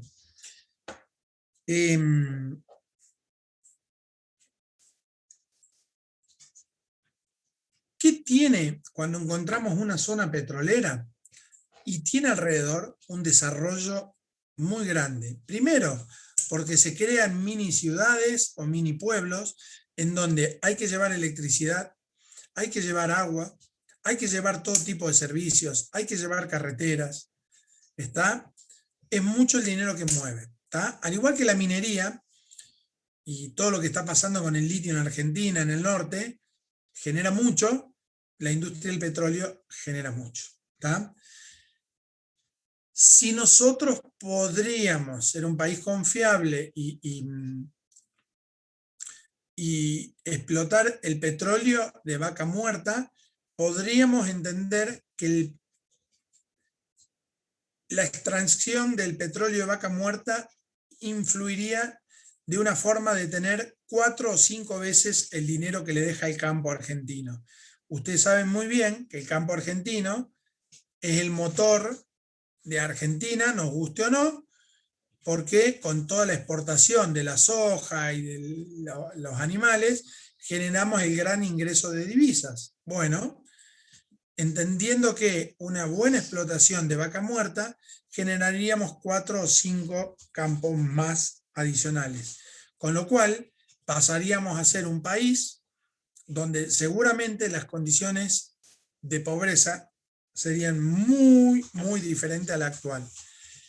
Chicos, tenemos el potencial, pero algo falla. Yo tengo bien claro que falla. Hay un cuento que habla de Dios, que le dio a cada una de las personas en el mundo, y a cada uno le da un defecto, a nosotros nos dio nosotros mismos. Bien, ¿cómo extraemos el petróleo? Por surgencia natural, ¿tá? Una vez que llegamos al lugar, ¿tá? Hay tanta presión, ¿tá? En el interior que automáticamente va a fluir. Arriba hay que armar un sistema de válvulas, reguladoras de presión, sistema de venteo y demás, para lograr extraer y controlar eso. Cuando miren la película Horizonte Profundo, que estoy seguro que la van a mirar a la brevedad, van a ver que el gran problema se arma por el descontrol de un sistema de válvulas reguladoras de presión. ¿Ah? ¿Qué pasa una vez que la surgencia natural deja de salir? Porque se igualan las presiones exterior con interior, hay que ayudar con bombeo. Entonces ahí es donde llegan las cigüeñas, ¿tá? Se coloca una cigüeña, se va hasta el fondo y se extrae el proceso por bombeo. ¿Qué pasa si deja de salir por cualquiera de estas cuestiones? Y bueno, se hacen inyecciones de aire y mediante la inyección de nitrógeno o aire se quita todo el líquido del petróleo. O a veces se hacen con inyecciones de agua, ¿tá?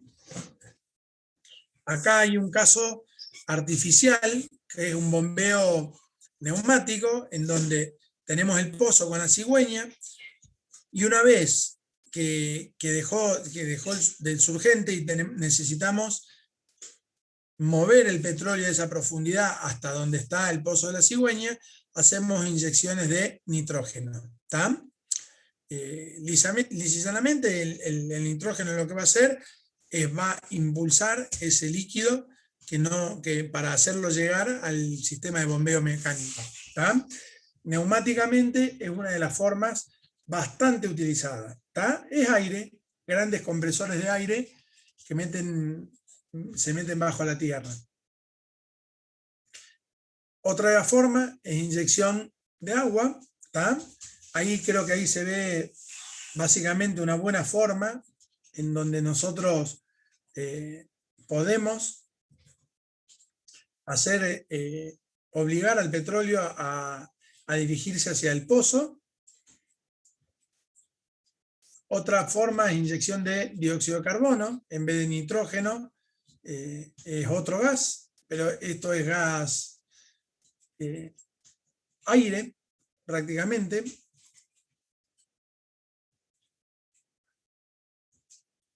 Esto es inyección de agua otra vez. Profe, una consulta.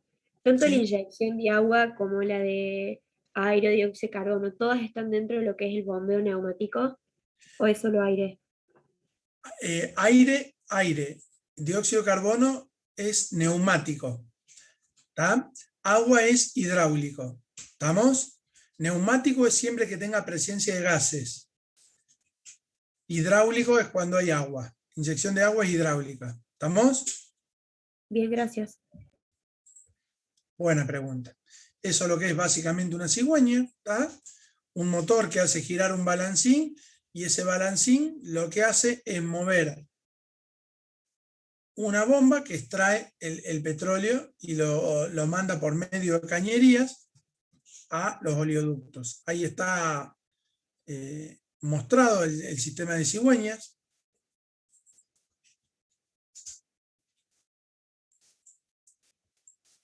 Y acá están, es una imagen bastante reciente. ¿Está? Profe, Sí, perdón, ¿cómo es que sí, sí. funciona eso de la cigüeña? La imagen que mostró recién. ¿Esta o la anterior? Esta. Esa, sí. Fíjate, del lado izquierdo, acá, esto es un balancín, ¿está? Un motor con un reductor hace mover este balancín. Este balancín, cuando mueva, va a hacer que esta cigüeña vaya hacia abajo y cuando el balancín gira para el otro lado, vaya hacia arriba. Entonces esto parece un picaceso, le digo yo. ¿Está? Le dicen cigüeña porque precisamente tiene un pico grande como la cigüeña, que ustedes ya no vieron más, pero las cigüeñas antiguamente con el pico largo buscaban comida en los pastizales. Entonces va para abajo, va para arriba, va para abajo, va para arriba. Tiene un sistema abajo de una tubería que cuando va para abajo deja pasar el agua, deja pasar el petróleo hacia arriba de la parte base, de donde es como una sopapa, y cuando va hacia arriba no deja, tiene un antirretorno que no deja volver el petróleo hacia abajo. Entonces, cuando va para abajo, succiona, cuando va para arriba, eleva. Cuando va para abajo, succiona, cuando va para arriba, eleva. Y así te lo va a ir llevando, no sé si me explico, va para abajo, toda la cañería está con unas valvulitas que dejan subir el petróleo. Cuando va para arriba, eso se cierra, entonces el petróleo no puede bajar y te lo empieza a llevar hacia arriba. Como un bombeador. No sé si han visto alguna vez algún bombeador. No, ¿no? Un inflador, chicos. Cuando va para abajo expulsa, cuando va para arriba aspira. Acá es algo parecido. Tiene una válvula que trabaja de esa forma, acá en la punta. ¿Se entendió más o menos lo que te digo o no? Sí, profe, se entendió bien. Me parece que Gracias. el inflador es la forma más fácil de verlo. Nomás que acá exactamente al revés. Cuando va para abajo, vos inflás. Acá cuando va para abajo deja pasar el petróleo para la parte de arriba. Y cuando va para arriba no deja pasar el petróleo de arriba para abajo. Entonces lo lleva y lo va a sacar.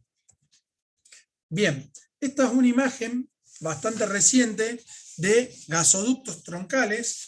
Fíjense en que hoy Córdoba está bastante beneficiada porque traemos desde Bolivia y desde mismo Bolivia pasando por Argentina, exportan a Chile, pasan por Córdoba, van para la zona de Santa Fe y de ahí a Entre Ríos cruzamos algo Uruguay y al sur de Brasil, pero otra vez todo va camino a Buenos Aires.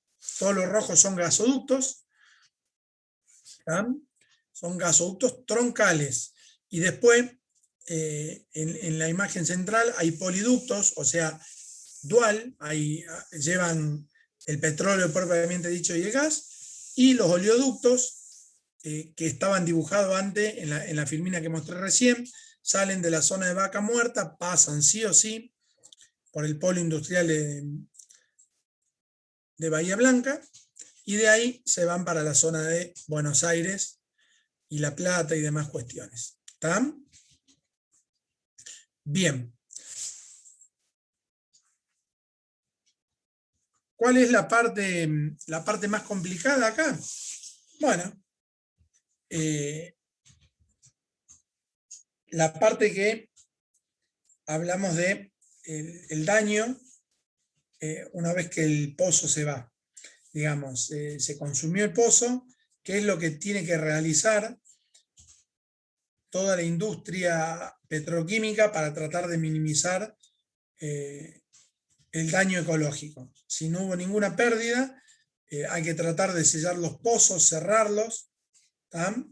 Y bueno, lógicamente que donde hay una legislación muy fuerte, esto se logra. Esta imagen la puse porque precisamente me quedó el tema de los países de África y demás cuestiones donde no hay ningún tipo de legislación, y cuando se van quedan los pozos petroleros y la misma gente vive y juega en los patios de esos lugares. La parte de Vietnam también tienen pozos petroleros y surgentes. no específicamente en Vietnam, sino en Myanmar, que hace poquito han tenido unos problemas dictatoriales ahí. ¿Está? Resumiendo un poco, porque yo arranco a las 6 y termino a las 8, chicos. Creo que Bonayuti arranca a 6:30 y termina a 8:30, ¿no? Normalmente.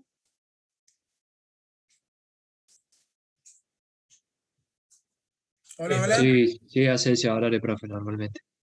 Bien.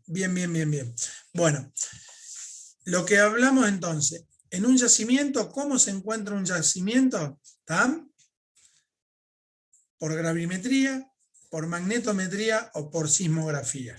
El resto es biribiri, se plantan y explican en un examen cualquiera de los 3 métodos, que son muy simples, y se terminó el tema de yacimientos. ¿Cómo se hace una perforación? Lisa y llanamente, mediante trépanos, por una rotopercusión. Los equipos van rotando y van percudiendo, y hay que hablar un poquito ahí, en líneas generales, del encamisado. Imaginémonos que cuando pasamos grandes superficies de agua o volúmenes de agua, hay que encamisar, porque se nos mete el agua adentro y no nos deja, se pierden los trépanos, se cortan, y el trépano queda, hay que volver a pescarlo ahí adentro. ¿Cómo se extrae? Por bombeo mecánico, por bombeo neumático, por bombeo hidráulico, que ahí no lo dice, y por un surgente natural. ¿Están?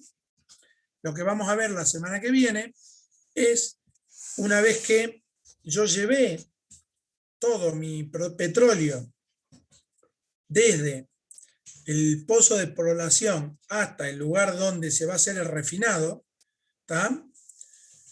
Los refinados normalmente se hacen en zona puerto.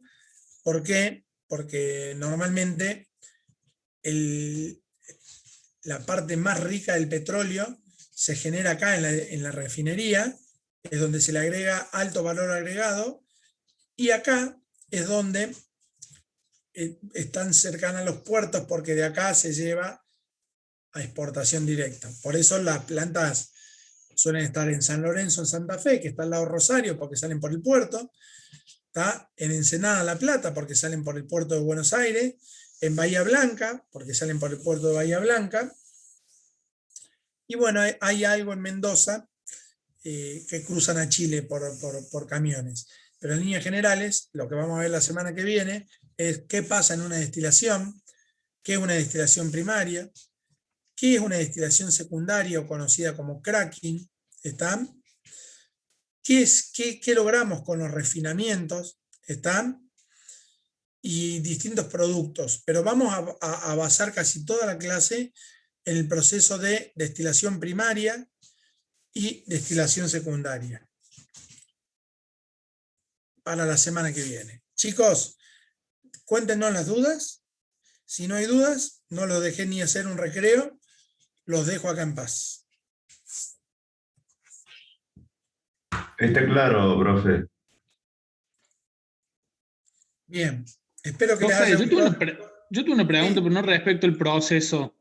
Es también de contexto. ¿Se acuerda que el año pasado hubo como una guerra de precios de petróleo y que terminó con el precio en negativo el petróleo? Que hubo como una pelea entre los integrantes de, ¿cómo es? OPEP, creo que es.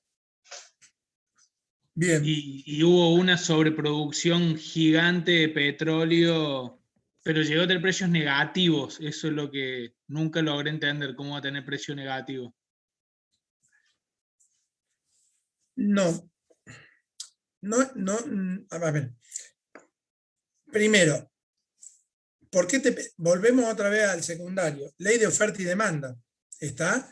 Eso, ley de oferta y demanda, significa que hubo una producción mayor de lo que se consume en el mercado, y como hay mayor producción de lo que se consume, el precio baja. Está claro eso. ¿Por qué baja ahí? Porque hay tanto petróleo que las empresas necesitan vender para subsistir. Y como todo el mundo vende y nadie compra, vos necesitas vender. Y si necesitas vender, ¿qué tenés que hacer si no te compran? Bajar el precio. Entonces, al bajar el precio, no te queda otra que todo el mercado tiende hacia abajo. ¿Está? Sí, pero llegó a tener precio negativo. Eso fue como bueno, histórico, me parece. Entendiendo precio negativo, el Como precio que del barril en vez de pagar vos por comprar el petróleo, te pagaban porque te lo lleves, más o menos. Sí, no es tan así. Hay un valor medio del barril de petróleo a nivel mundial, dado que, $44 creo que era, profe. muy bien, estaba por debajo de ese valor histórico. No es que te pagaban por llevártelo. Muchos de estos negocios se hacen con famoso dólar a futuro, petróleo a futuro. Entonces, vos por ahí comprabas petróleo a valores a futuro de 70, $75 y los terminabas y decís, bueno, estoy ahorcado, tengo que vender. Y bueno, hoy vas a vender a un petróleo de más barato de lo que es el valor medio del mercado, 35. Y bueno, ahí está en la parte que se entiende políticamente hablando como valores negativos. Daban rindes negativos. Eso es lo que pasó. Claro, no es que era negativo como nominal el precio, no es que valía como en contra, sino que era digo, ahora sí voy entendiendo. Hay mucho, escuchen, hay mucho, chicos, a ver, ¿quién cree que paga el Manchester City? A ver, a mí no me gusta mucho el fútbol, pero básicamente, ¿quién cree que lo banca el Manchester City? Los árabes. ¿Y los árabes de dónde sacan la plata? Del petróleo. El PSG, ¿quién lo banca? Petróleo. El petróleo. ¿Está? ¿A dónde van a sacar el hermoso sueldo que le van a pagar a Messi? ¿Cómo hacen pagar todo ese dinero? Es imposible si no fueran por todos los negocios financieros que genera el tema del petróleo. La gran mayoría de los clubes rusos, la gran mayoría de los clubes de fútbol rusos también son todos de petroleros. Todo de petróleo. El Zenit, todo esto, es una monstruosidad. Pero bueno, es un lindo rubro, chicos. Es un lindo rubro, difícil. Si quieren meterse en esto, seguramente algún día nos encontraremos y nos van a decir, me van a invitar a comer caviar. Dice, ¿qué usted hace comiendo pejerrey de río? Dice, si hubiera dedicado el petróleo y ustedes van a estar dándole el caviar y al Don Periñón, acuérdense de invitar a este humilde profesor que algún día los incitó a meterse en el petróleo. Un solo secreto, chicos, sean bilingües, no como yo, Spanglish, sean ingleses, hablen inglés, miren película en inglés, amen Argentina, pero hablen inglés. Argentina es lo más lindo del mundo, sin duda, pero estudien inglés, no sean animales. ¿Está? No, yo siempre decía, no tolero, mis hijos van a ser profesionales, sí o sí. Que papi no voy a estudiar, te mato, o estudias. Pero en los últimos años le agregué, además, tienen que ser bilingües. No, pero tienen que ser bilingües. Tienen que salir al mundo a defenderse con las dos herramientas que le voy a dar, el inglés y el estudio universitario. El resto, chicos, depende de la suerte o las ganas que le ponga cada uno. Pero bueno, va por ahí. El mundo va por ahí. Nuestras clases de Ricardo, de César, de quien les habla, tratamos no solo de enseñarle lo poquito que sabemos en relación al mercado, sino tratar de abrirle los ojos a la ingeniería y a la vida real, digamos. Esto es lo que pasa con el petróleo. Profe, Hola, chicos. Sí. Así como de curiosidad, ¿cómo llega un ingeniero a un pozo petrolífero? O sea, me refiero a capacitación, todo lo que sea el conocimiento que tiene que tener como para que lo contrate un pozo. O sea, es como, no sé, jugar en primera de... Sí, te cuento porque conozco bastante del tema. Una serie de entrevistas donde te van a analizar varias cantidades de personas y van a sacar algo que seguramente vos no conocés, que es cuánto es tu potencial. Te analiza gente de recursos humanos, te analizarán varios. Si vos realmente tenés el potencial, acá viene el segundo tema, tu posibilidad de hablar inglés, fundamental. Y después te van a tapar a capacitaciones. Mira, te voy a decir una cosa. La prima de mi mujer, que es quien trabaja en Pan American, se pasó el primer año de capacitaciones. Y yo digo, pero Vicky, ¿cuándo vas a laburar vos? Dice, no sé. Me dice, Qatar, Estados Unidos, ¿tá? México, Brasil, Argentina. Otra vez, la vuelta, tácate. Y Vicky, y dice, me la pasan capacitándome. Bueno, y algún día la tiraron. Yo simplemente pensaba pagarle hoy, 3.000, 4.000 dólares, porque así arrancó ella, para capacitarla nada más. Digo, ¿y si esta mina se les va? Y bueno, están previstos todos estos costos. Si le pueden pagar a Messi 25 millones de dólares, que no le van a poder pagar a alguien que seguramente va a garantizar cosas. Por eso seguramente cuando pasás todo este tipo de entrevistas van a estudiar cómo es tu volatilidad en el mercado. ¿Tá? Si sos una persona que en 10 años cambiaste 5 laburos, no creo que termines en una petrolera. Van a buscar tipos más conservadores, pero hay que analizar un poquito más y hay que charlar con la gente que trabaja en eso y bueno, y analizarlo. Es un lindo rubro, es un lindo rubro. A ver, yo viajo mucho